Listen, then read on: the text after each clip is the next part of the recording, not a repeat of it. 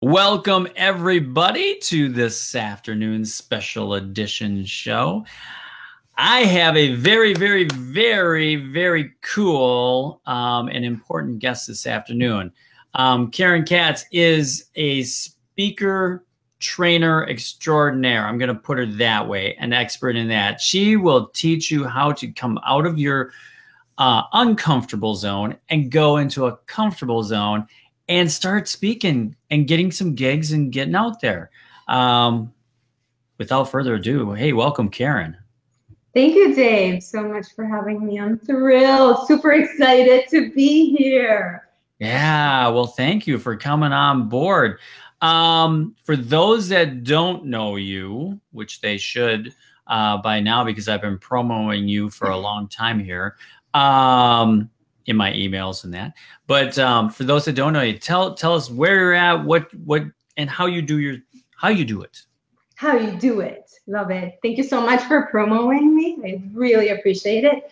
I am an authentic speaking coach, and I work with spiritual entrepreneurs to craft and share their authentic message so that they can create impact and the income they desire. So how we do this, we have 3 basic steps in the framework that we follow.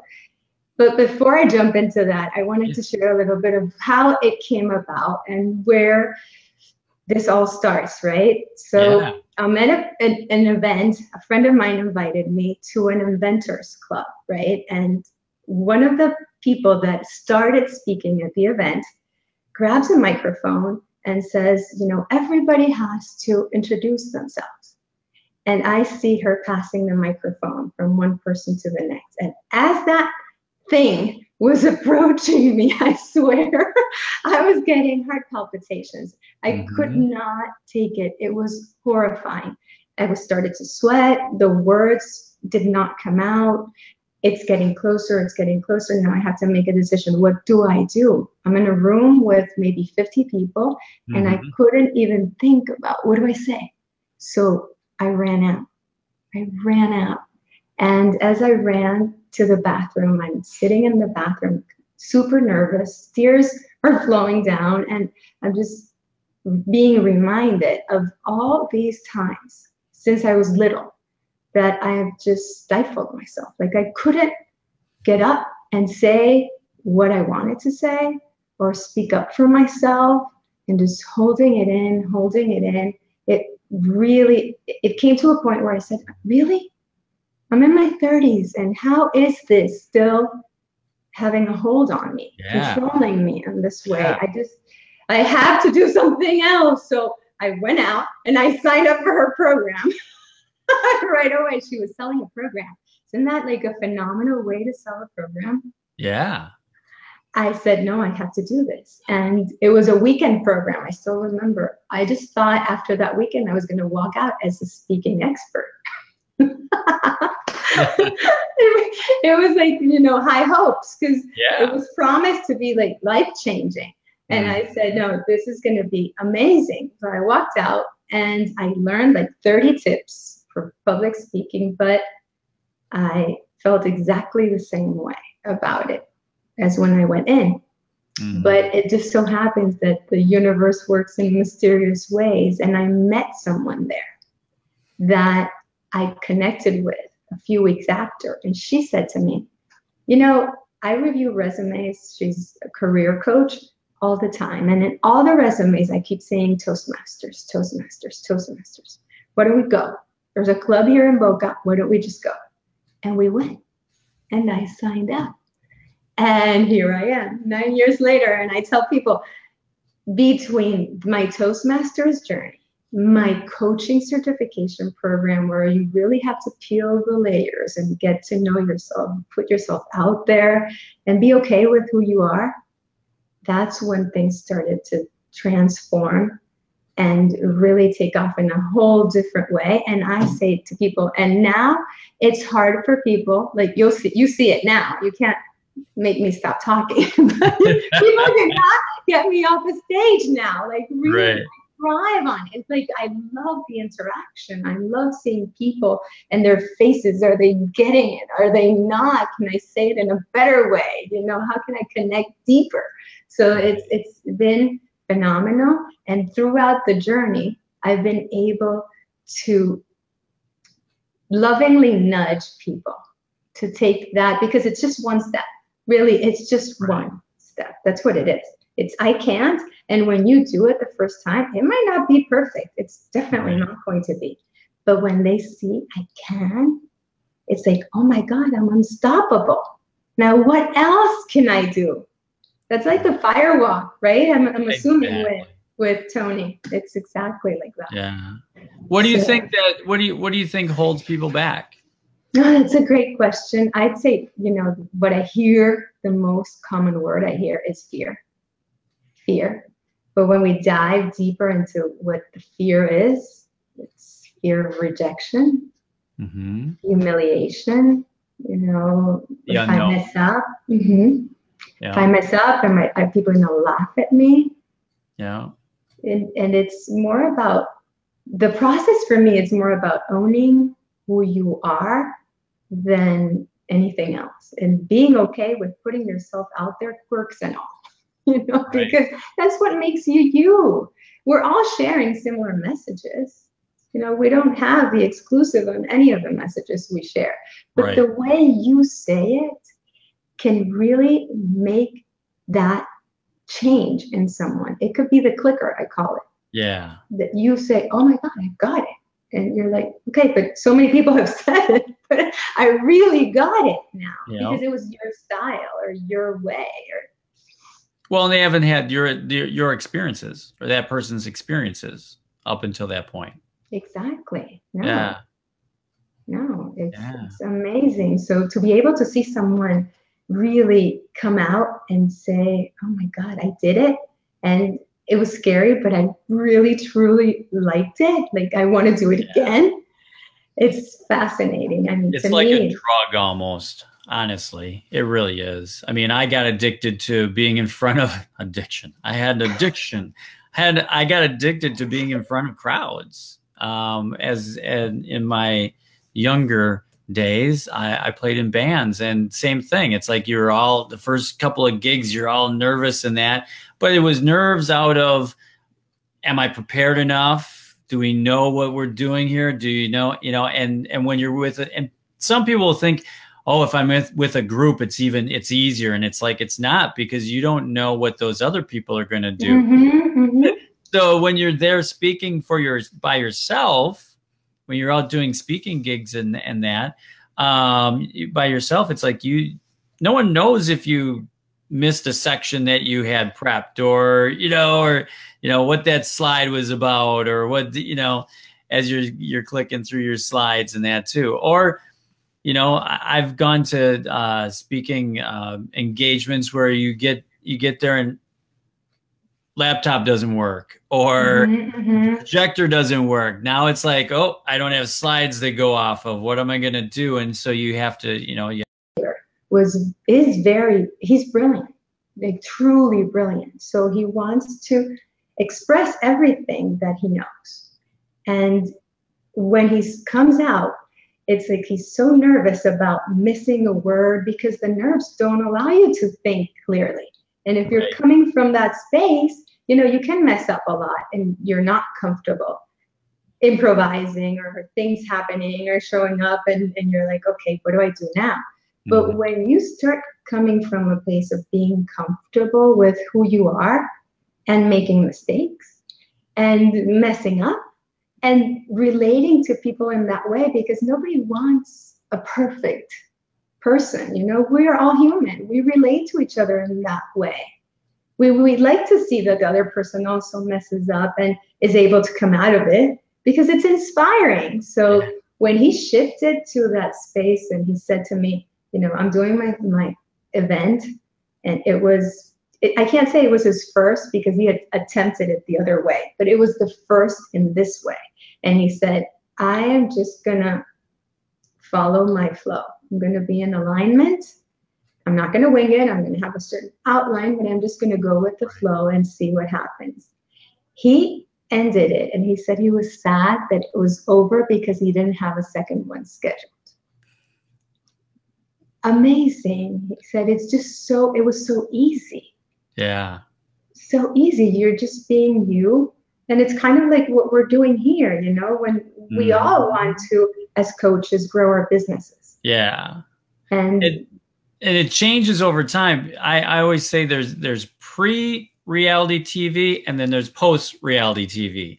Because pre-reality TV, if you saw a speaker way back then, you saw someone that was very, the method was there. It was very, I don't want to say robotic because there was charismatic speakers obviously in that, the Jim Rohns and all that, they were out there, but they followed a script.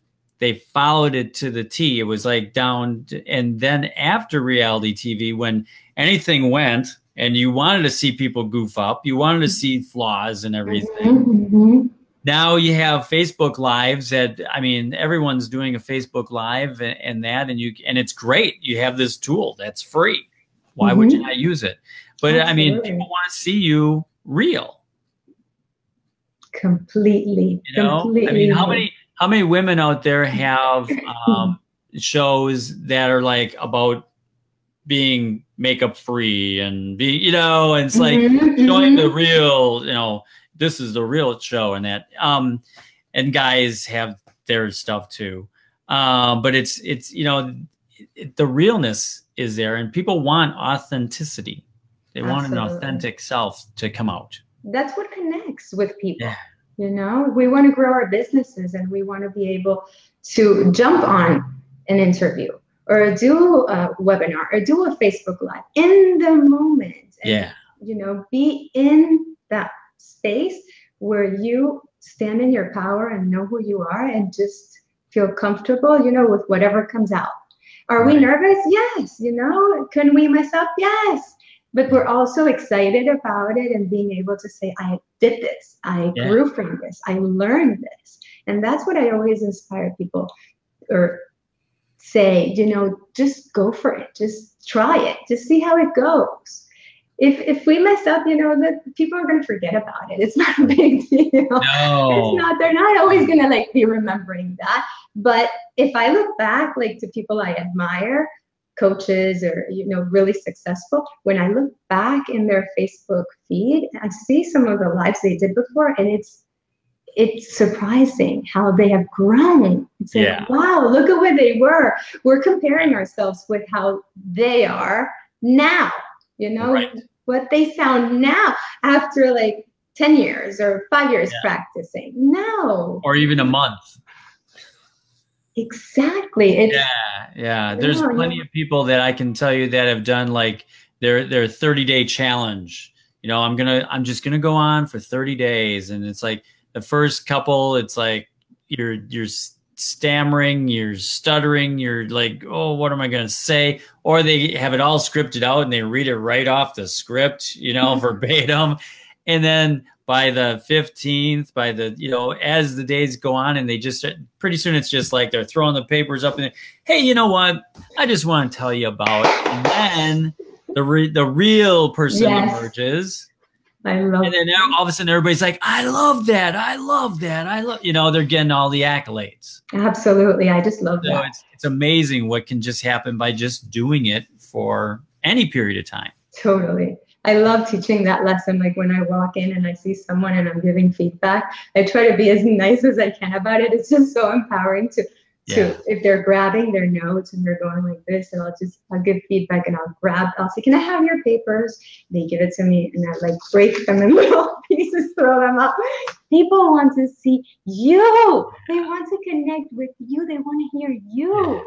It's not even the message is important, but it's like we said, the message is shared by many people, but they want to see what that message is coming from you, that know, like, and trust factor. So throw that out and it's a process of, obviously, I'm talking about it. And if someone had told me that when I started my journey 10 years ago, I'd be like, are you crazy? I'm not doing that. I'm holding on to those notes for dear life. But it's so much fun when you can let go a little and baby steps, a little bit at a time, and get to a point where, okay, I did my first Facebook Live. I still remember I couldn't breathe. Like I had to, I said, I'm sorry. I couldn't, the words didn't come out. I said, I'm sorry. I had to drink water.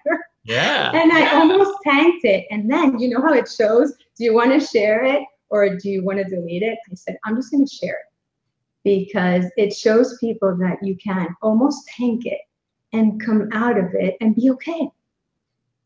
And be okay. And I said, that's what I want to do. I love Lynette's comment. Yes, we all start at the same place. Same place. We all did that. Yep. And and look at Lynette now. Oh my gosh, Lynette is awesome.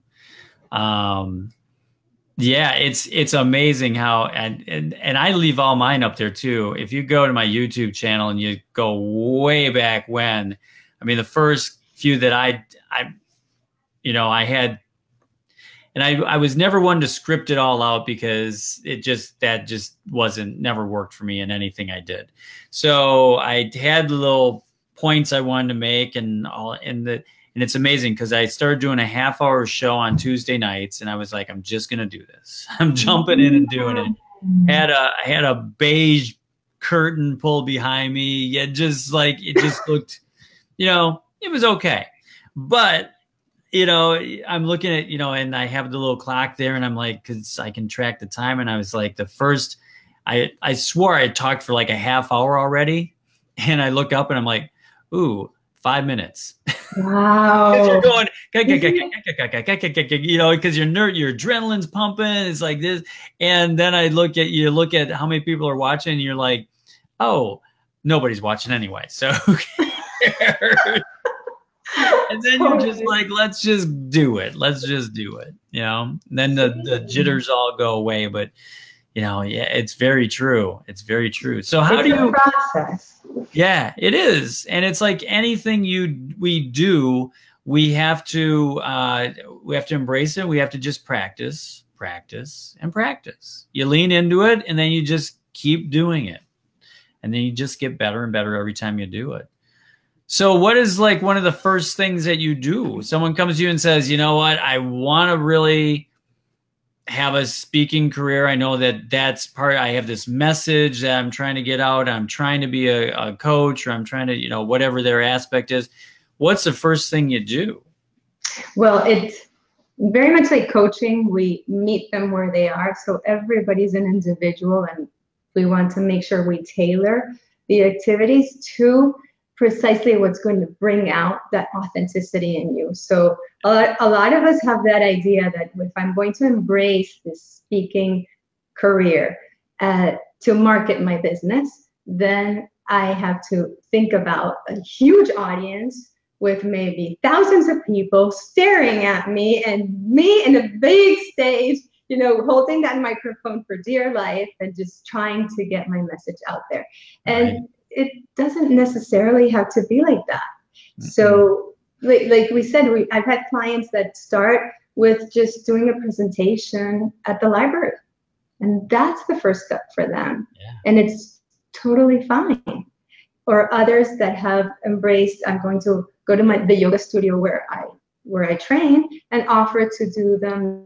A certified life coach did that, and offered a workshop there.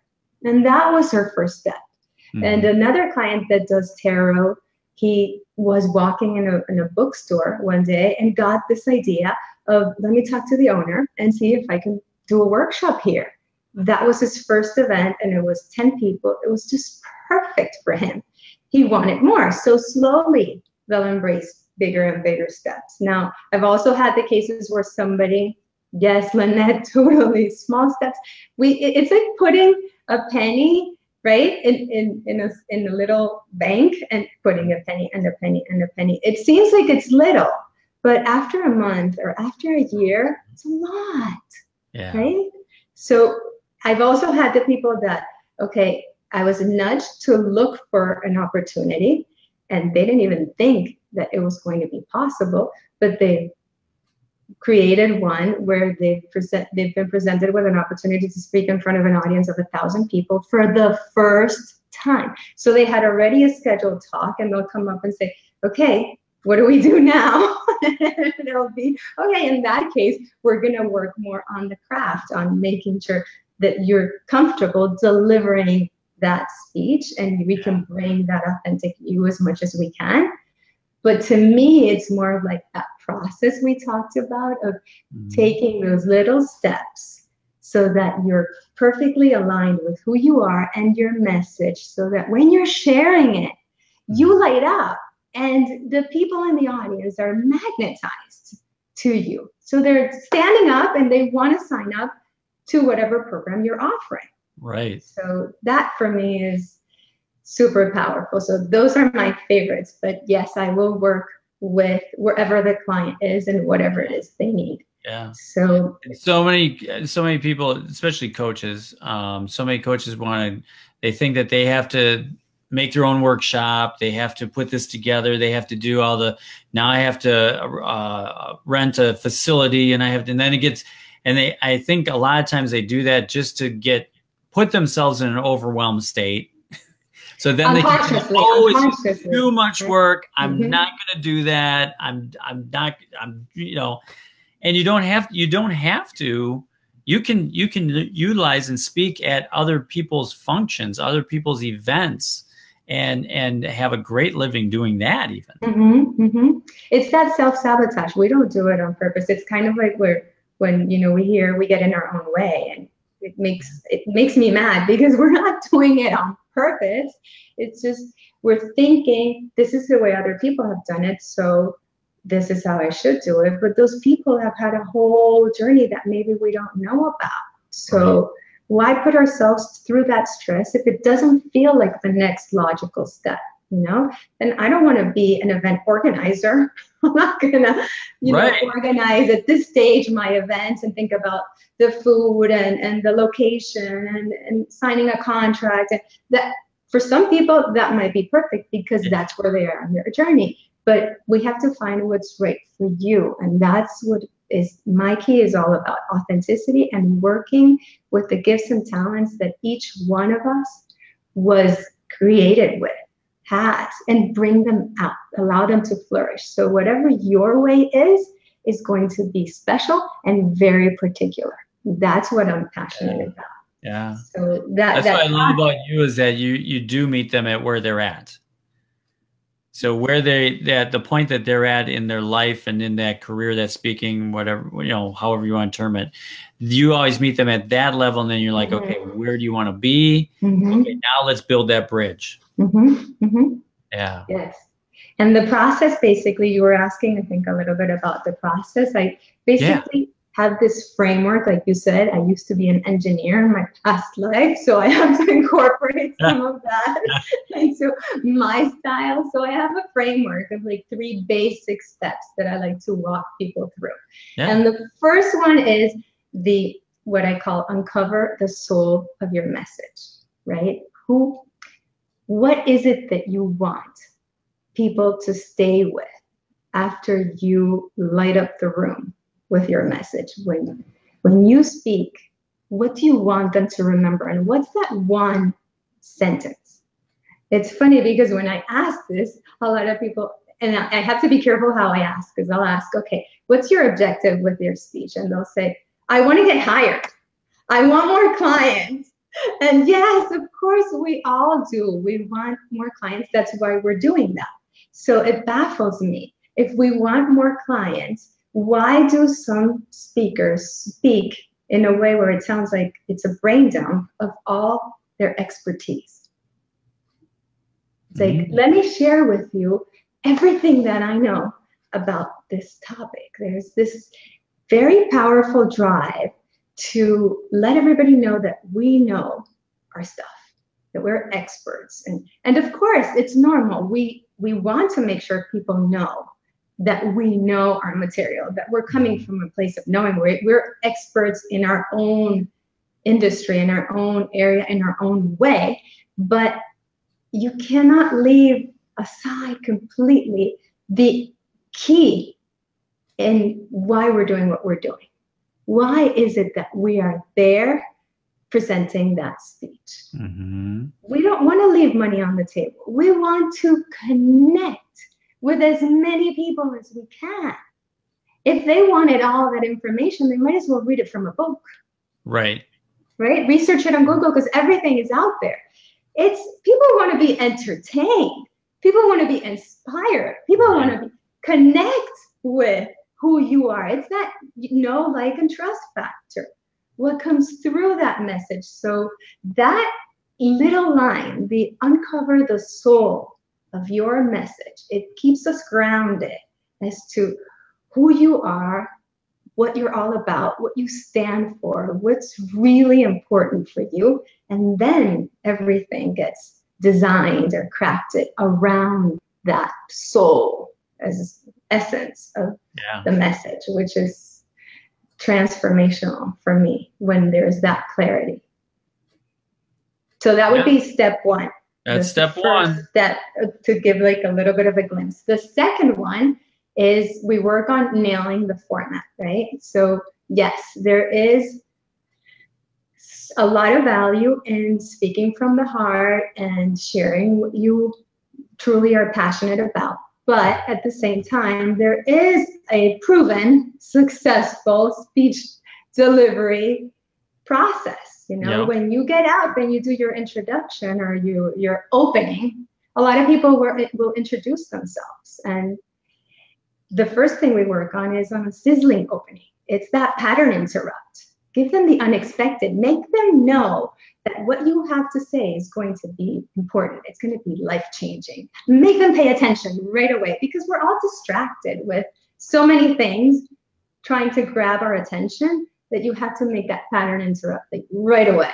So that's a huge opportunity right there. And within that format, we go into like, what's the essence of your speech? What do we do in that middle? What is going to be really key in you getting that message across with that powerful connection? And that, to me, the heart of it is the power of stories, and choosing those right stories that are going to enhance your point. Because as the experts in public speaking always say, people remember stories. Yep. They don't remember anything else except the story. Stories. It's like that we're human. We like that. We learn that way. Yep. So that is like the fun, the middle part is like the fun part. What stories do you know? What experiences have you had? What experiences have your clients had? When you share it, you don't want to share it like a case study necessarily. You want to inspire people. This is the process where they were. This is where they are at the end. And unless you're talking to a room full of engineers. Exactly. Then they want an Excel spreadsheet. For sure. I don't know. I don't know any coaches that coach engineers. That's a good one. I don't know anyone. I haven't had those clients yet. That'd be interesting. Very interesting. Totally. And fun. How do you get them? Yeah, I've heard comments of people saying, I don't even know what speaking from the heart sounds like, because it's some people we get too much in our heads. That's what we're taught since we're little, to think of what could go wrong, what's the backup to the backup. And like you said, it's so that part is fascinating to me when they start to contact, because not only is it that they discover these stories are really transformational, is that they start to see themselves in a new light. Oh my God, look at me, look at what I've overcome. Look at what I've helped clients overcome. And they start to contact that power that just radiates into confidence and courage and boldness that, to me, is just magnetic. Just fascinates me. So the end of it, we always make sure that that ending of that speech is going to be something that creates impact, short and sweet, and is going to just leave people with that, I want more. And that part requires a lot of skill, because we're tempted to just keep going on and on and on. Like I see the Facebook Lives, well, people ended with a powerful and then just kept going and going. Yeah. And it was almost like, no, like in coaching when we say, just listen. Yeah. Sometimes just shush and listen. I always use the example of, I can't remember what comedian it was. I want to say it's Jack Benny back in the day, but I remember this story as a kid. They were on Johnny Carson or something. And I remember this just years later now. I mean, it just pops into my brain. Always, as far as speakers go, when you get that big applause, that's the mic drop moment. You just drop the mic. You say, hey, have a good night. Drive safe. See you later. And you walk out. Totally. That's because it. Then they're like, but in this case, it was somebody came out, they hit with this big joke. They got the big laugh and they went, good night. And they walked off and that was it. They did one joke and it was gone. But they got the big laugh. So they weren't going to now try to keep going for another hour because it wasn't there. But same thing with speakers. Exactly. Once you hit that big, that big moment, shut up. Done. Just leave wait for it. More. Visualize your standing ovation. Just be ready to, just appreciate that moment. Take it all in. Done. Yeah. Yeah, like a French plate, have them want more and have them inquire or get up or ask questions. Yeah. And that's the funnest part, because when you're done and you did it and you did an amazing job, you'll see people like run towards you to ask you questions, to tell you how much they loved it, or I love this part, or this really clicked, and to share their stories. And now you get more stories for your content creation, which is fascinating. So I recommend it because it's such a fun way to get clients and to put ourselves out there and grow and expand. It's just amazing. Which brings me getting other speaking engagements that way too. Oh, for sure. You leave them wanting more, and then that person, the person that hired you for that engagement, then is going to tell other, oh yeah, you got to hire Dave. Yeah, you got to hire Karen. Boy, it went over great. Everybody loved them. Yeah, you got to do that. That's another aspect to it. Absolutely, it's so much fun. Now, the third part of the process is what I call the secret ingredient. I don't know if you can. Is that you or is that me? It's the secret ingredient. All about you and discovering who it is that you are. What do you want to share? Who are you? And sprinkling all that special sauce into the whole aspect of it, from the beginning until the end, because that's what's going to light up the room. Who you are. And what you have to say and the way you say it. So some people will be like, my accent, and I'm not so comfortable with my accent. And other people will say, I'm fascinated with your accent. It just inspires me because I see how you've been able to overcome or learn a language and get up there and share it with other people. And it's just double inspiration that you didn't even know you were able to do. So why hide things or want to be a different way than we truly are? And I find that in my journey, that's been like the hardest part of it, is just, and still is, because we're evolving, we're process and evolution, right? So that is the hardest part, just owning all the parts that make us who we are, the quirks, the funniness, the silliness, and just putting it out there, like you said, the authenticity, the real you, which is what people want to connect with. They want to hear more about you. If they're signing up for your program, they need the information, but they want to spend the time with you. Yep. Because the information, there is no brand, I hate to break it to people, but there's no brand new self-help book or original idea that hasn't been out there already. It's just true. It's just how you present it. They're going to click with you that's out there. And a great example I always use also is just how it's evolved. I love history. I'm a history kind of buff. With speakers, if you think back, once again, the reality, pre-reality shows, post-reality shows, pre-reality shows, every speaker wore a suit, a tie. They all went out there very professional. We're thank you very much. Thank you very much. And they stood at a podium, right? They had a podium that they had their notes on, and they're very teacher-like or professor-like or academic, you know, like. And after that, after reality TV, it's like you saw more speakers come out. Yeah, depending if it's a business crowd, maybe a suit coat on, but no tie, right? Now we're going to be open.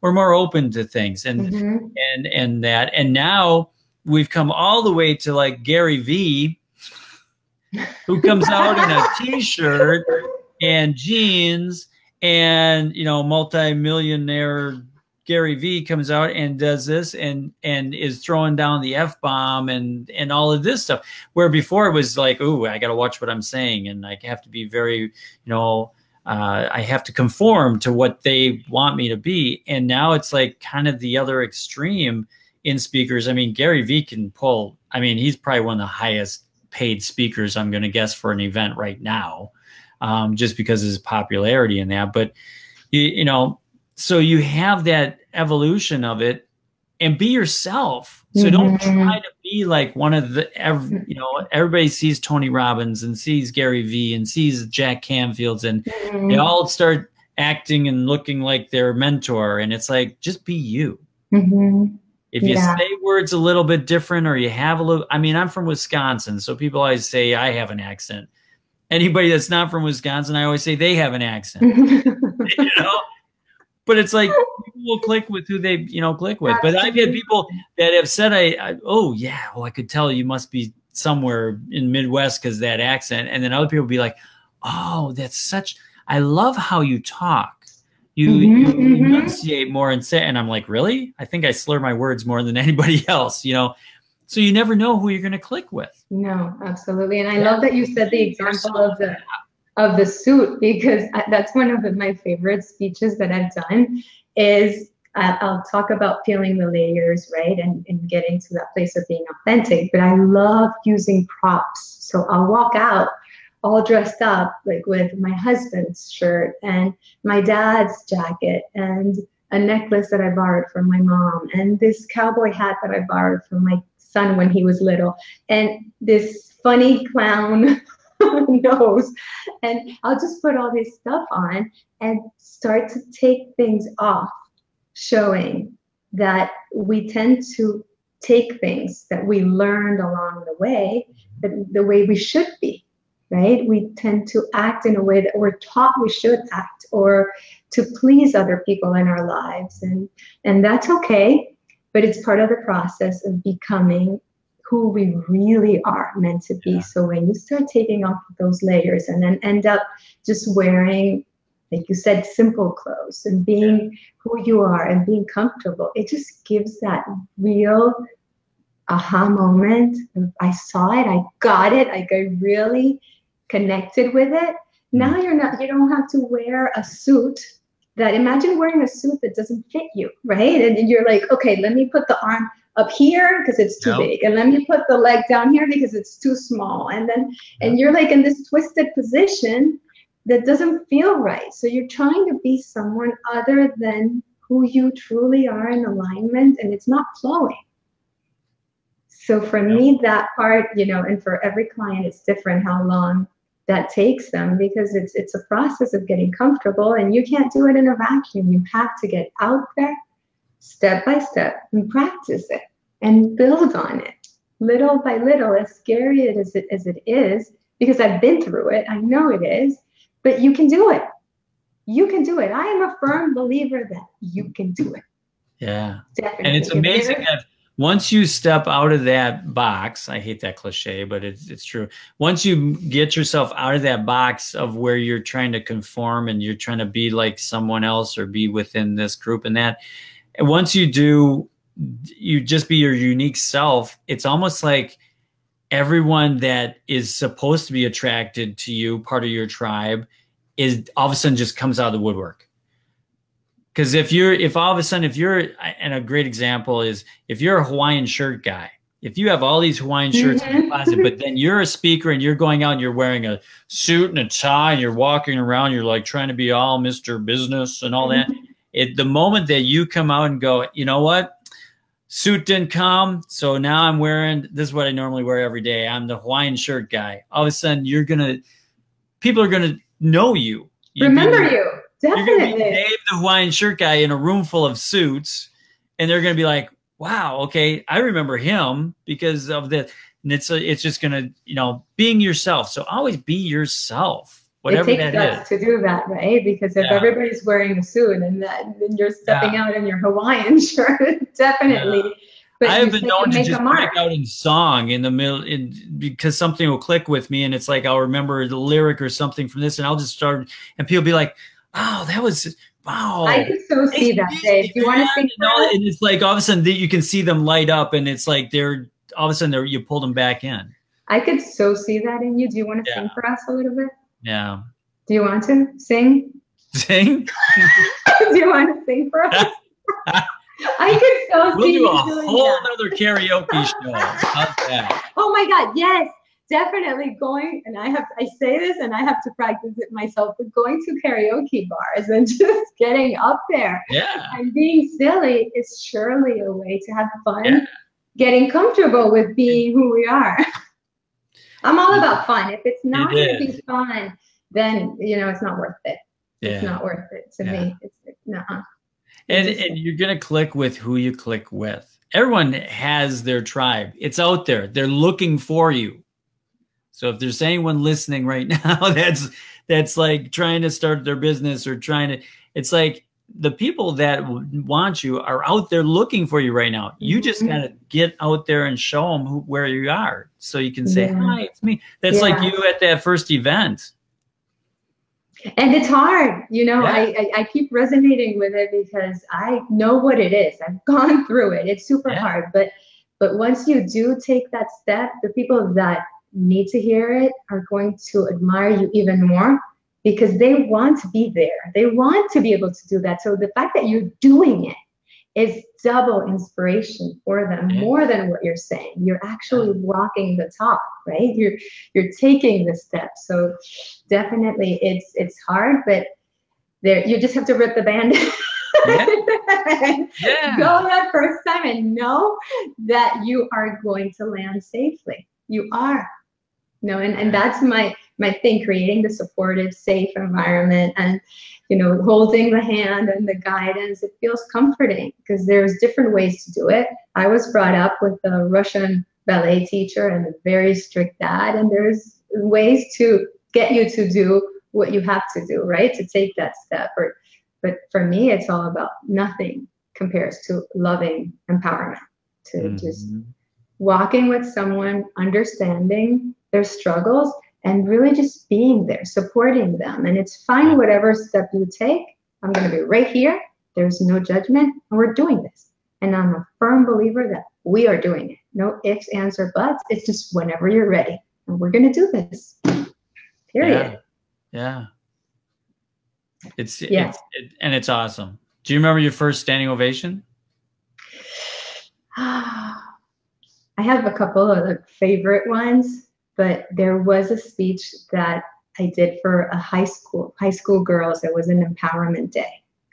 And it was the one with it was just very heartfelt, because I could see their faces that they could relate. And these are not kids that are going to just like really clap for anyone. They're going to be like, I don't really care. I'm not really interested. But they connected so deeply with the fact that as I was sharing the story of, this is the necklace that my teacher wore, and when she told me that I should never sing again because my voice was terrible, and I took that off and I'm letting that go, and they really connected with some of the things I said that you could, they weren't standing, but it was like you could feel in the applause the connection.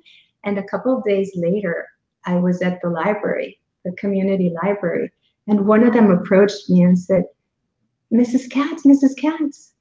And I looked and I didn't recognize her. Like I could have seen her, but I didn't quite remember her.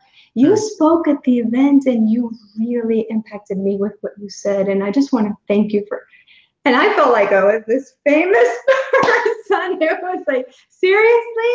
that just filled my heart. Like, you're walking out there and you're a public figure now and people recognize you. And I was like, seriously, that was my first feeling of being like, really, how powerful is what we share. Yeah. And that builds the courage to just go and do it again and not let the fear that we all feel. Because the other day I heard Will Ferrell says that after 20 years of being on movie sets, he still feels the fear and he does it anyway. So we all feel it, but it doesn't stop it, because you know the impact. And once you prove to yourself the impact that you can make, you're not going to stop. You're not going to want to stop. Yeah. It's that one little win. Yeah. So whatever that is for you, you know, my biggest thing is opening our minds. That's what I always say. I like to demystify myths, really out of the box, like you said, get out of the molds and open up your mind as to what can be possible. Because the same as that client booked, how did she get a speaking engagement of over 1,000 people? She just looked online, found a conference, and applied. And a couple of weeks later, she was accepted. Now she's talking, and her first talk is in front of over 1,000 people. So is it hard? That's the first limiting belief we have to eliminate. It's not. It's just like guest posting. You know, for people that like to blog, it's sending messages and proposing, making pitches to different publications, because publications need material. Events need speakers. Yeah. So if that's calling you, just put it out there. And if you want to start on a smaller scale, just allow your ideas to flow, because anything is valid. It could be at a library. It could be at a yoga studio. It could be at a bookstore. You can get clients from speaking anywhere. It doesn't matter where you speak. No. It matters the impact and the connection, right, that we create. So opening our minds to that it's possible, and that maybe it's easier than I think it is. Yeah. I mean, it could be, and it can be anywhere. Churches, libraries. Yeah, you said about yoga studio. When you said that the other day, I was like, yoga studio? Who would have thought that? You know, and that was something I didn't even think of. Yeah, there's wellness centers. Yeah. There's so many. Right now there's a client he's doing a presentation in a library, and he's sending invites to many business owners and CEOs from companies around the area. So you can get as creative as you want. Another person I heard about just approached a recreational center, a community recreational center, and said, I want to do this presentation. Do you want to get me on the schedule? And they did. And it was as easy as that. So it's just trying different things. Yeah. Just like with coaching. And there's so many of those events that are out there. I mean, if you just, one thing that I do is I'll put in whatever, like if you're, whatever your speaking authority is, or whatever your background is. I did insurance for a while, so it's like I'll go in and I'll just put insurance conferences. Boom. If you Google that, it's like all of a sudden you get all these, you'll get tons and tons. They'll come up and they'll say just insurance conferences, and they'll say the dates when they are. And generally, if you go through the website, you'll find someone that's in charge, or you'll get somewhere in there is an about section or something that has like a name, an email address and a name somewhere in there. Then you can just start emailing out and saying, hey, I'd like to, whatever it is, talk to that person. I'd like, you're probably not the person in charge of this, but, and boom, all of a sudden you get responses. And it's like any other thing, you might get a whole ton of no's, but you'll eventually get a yes. And sometimes you might just get a yes, a surprising yes. You might get unexpected. We all want that magic pill, right? Like that magic solution, whether it is we want to lose weight or clear our skin or, become great speakers, whatever. Just give me the steps really fast and let me do it. 1, 2, 3. And I want it done already yesterday, because everything is like going at a faster pace. I mean, Amazon Prime now is delivering a couple hours. So we're not used to like waiting or developing, a certain process for it. But to me, there's nothing like discovering the process that's perfect for you. It doesn't take you faster than you need to go. It's like that perfect timing, and it just feels like the logical next step. Just feels, okay, I could try this, and a little bit at a time. And maybe you'll want to jump and take a big leap one time. That's totally fine. You could try that too and see how that goes, but you experiment. We all have to do the work ourselves and figure out our ways. You know, how am I going to lose the next 3 pounds I want to lose? Well, what works for Jamie is not going to work for Rhonda. Exactly. We have to find out our own way. So to me, it's like a process of discovery that could be so fun. So fun. And that wanting it to be here already, yes, you know, we have that anxiety or desperation because of whatever the reasons. You know, we live in a material world, whether it be we need to get clients to pay the bills and to move faster, we want to grow our business. Yes, okay, definitely, there's all this. But there's also that part of discovering which is your perfect way and figuring that out. And when you're able to start getting that win and that little other win and build on that, well, you're on your way. 5 years from now, 10 years from now, you're going to be surprised at what you've been able to accomplish. And if you don't do it, where are you going to be in 10 years? What's the difference? You know? Yeah, sometimes we get stuck for way too long. Yeah, go out there and do it. Yeah, why would you? Way too long. And people, you know, we've heard this cliche so much, but I like to put it in a way where it's not just a cliche. You know, people need to hear our message. No, you know, the client that I worked with a couple months ago, she went to an event. I think it was a Rotary event that she got invited, a luncheon. And she's at the event, and they were talking about their next fundraiser, which was about domestic violence. And she had been a victim of domestic violence. So when they asked, does anybody have anything to share? Her heart started beating because she was terrified of speaking on a microphone. But there was something that she needed to say, just like, thank you so much. And, you know, I've been through this. I know the value of this. It's really important for the kids. We appreciate. She was able to get up and just say something, right? And it just came out, even though she was scared, horrified to do it. And of course, people connected with her story because she had been through it. And we know we connect with the power of the human spirit. But what she said at the end, and the reason why she decided to get into a whole speaking coaching experience, because she wanted to get more comfortable, because she decided in that moment, at the end of the event, as she was walking out, this lady comes up to her and says, I asked the universe for a sign today, and I got exactly what I needed. They became close. So she later found out that the lady was in an abusive relationship, and the kids were experiencing similar things to what she had experienced. So the fact that she was able to connect with the power of sharing her message, even though there's that horrible discomfort, it just tips the balance into, I have to do this, and not, you know, maybe I'll do it, maybe I won't. I tell people all the time, if there's something calling you, there's a reason for it. Yeah. There's a reason for it. Yeah. Period. And it's up to you if you want to explore it. But there's people, it's not a cliche, there's people that need to hear your message. Yeah. Yeah.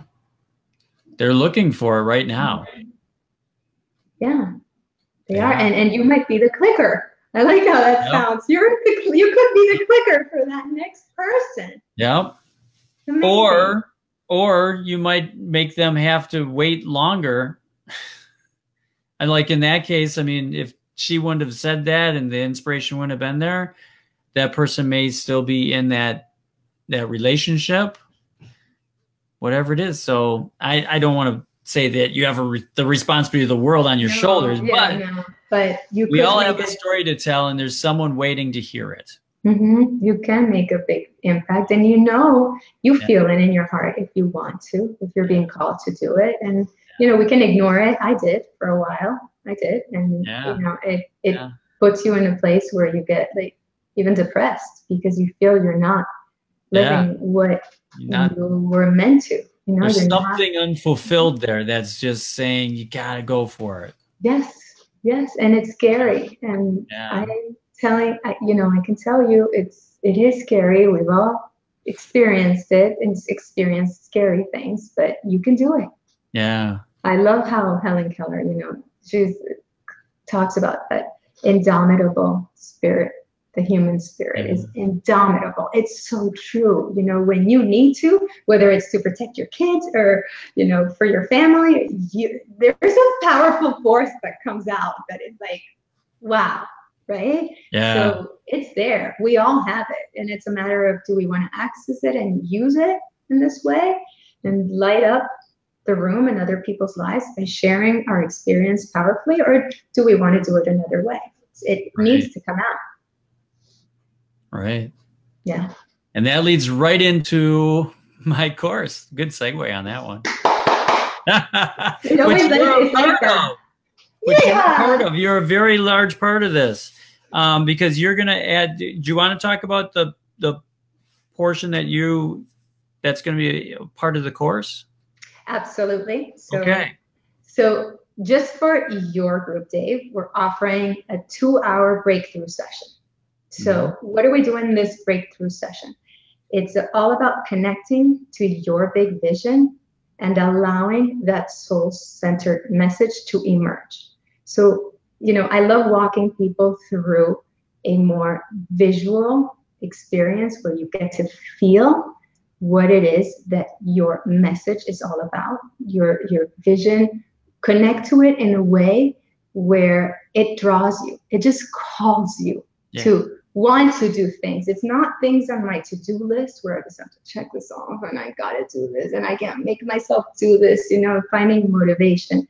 To me, it's all about the inspiration. I have that vision. We anchor that vision, whether it is through a picture or a prop, whatever it is for you, so that you remain connected to it and start doing things that allow that soul-centered message to slowly emerge. And from there, be able to start taking that first step, whatever it is. That's what we're going to define together, because it's different for every person. Right. Where we clarify, what does that first step look like for you? And I'm here to make sure you take that first step. I was going to say whether you want it or not, but I know you want it. So well, that's why you're here. I'm here to we're doing this, and whatever, it has to be something that you feel excited about. Scared, a little bit nervous, yes, it's normal, but the excitement is so much bigger that you're like, okay, I'm gonna do this and do it. Exactly. It's going to be an awesome. It is an awesome course. I shouldn't say it's going to be. It is an awesome course, but it doesn't start until September 3rd. But throughout that whole course, it's just great because we have Michael Klein that does who is the RIM expert and takes them and just unblocks all the past stuff. Like you had that anxiety in that first room, and that it's like he's going to help unveil all that stuff from before. That's just going to now we got a clean slate. Then we got Sinai in there that's going to go through and define what their niche is and really hone that in. That nail your niche in 90 minutes. And then we have you as a component in there also that's going to help take them through and really get that big vision and approach it from that speed. On actually getting, marketing yourself as a speaker. And so, I mean, and then myself. We're just going to take them through all the other aspects of it and getting down, interviewing and Facebook Lives and all those good things are going to be my component of that to get out there. And then in 60 days, you're going to be up and running. You're going to be able to, you're going to have clients. You're going to be out there doing it and making some money. And that was my hope with putting all this together, 60 days to coaching success. And it's for coaches, and it's just gonna be an awesome thing. I wish I had this when I chose to That's what I was going to say. When I did my coaching certification program, I assumed that being a great coach meant having a great coaching business. There was an equal sign there. And it took me a while to realize that being a great coach is completely different than having a coaching business. We need to learn so many aspects of it that I was like, I don't want to do marketing. I don't want to do advertising. I don't want to do sales. I want to coach. And so it took me a while to start realizing that and taking the courses, signing up for the programs that showed me I'm really committed to doing this. I'm committed to myself and I'm committed to the clients that need my work. But they're two whole different things. And so learning the whole aspect of creating your business and speaking and really nailing your niche, like for me, was, Sanaya also helped me. So I know the value of that. It's huge, huge. And each person, you're the expert in speaking. Sanaya's the expert in finding your niche, and Michael is the expert in just getting a clean slate, because we all have stuff. We all have stuff as of course. And I'm just cleaning that and then letting you go forward. It's amazing. It's going to be just an amazing journey. Super excited. Yeah, super excited. I'm super excited because the right people are the people that are going to be aligned to it, and working with people that are ready. To me, working with people that are like stepping into their boldness it inspires me. It feeds me. So it's fascinating. It's going to be very, very cool. So thank you for being a part of that. Oh my God, my pleasure. Thank you for coming on today. Loved it so much. Like super loved it. There we go. We'll plan on that karaoke. Yes, yes. Do I have to go to Wisconsin, or are you coming to Florida? Or we'll do it online. We should do it in your group. Yes. Do it online, right? Yes. Awesome. Yeah. We'll just do it online and we're posting it in your group. There you go. We'll just post it out there. Love it. Excellent. Well, thank you for coming on board. I appreciate it. For those that are with me this afternoon, Pam Carpenter is coming up at 3:30 Central Time, 4:30 Eastern Time. I'm trying to think where Pam, I think Pam's out east. 4:30 Eastern Time. So she's coming up next. And then we have Molly Pebbles that's going to be tonight, is going to be on tonight at 6 Central Time too. So we'll see you later. And then Karen, just hang out here for a second and as we say goodbye. Goodbye, everyone. Thank you so much for joining. It's been an honor.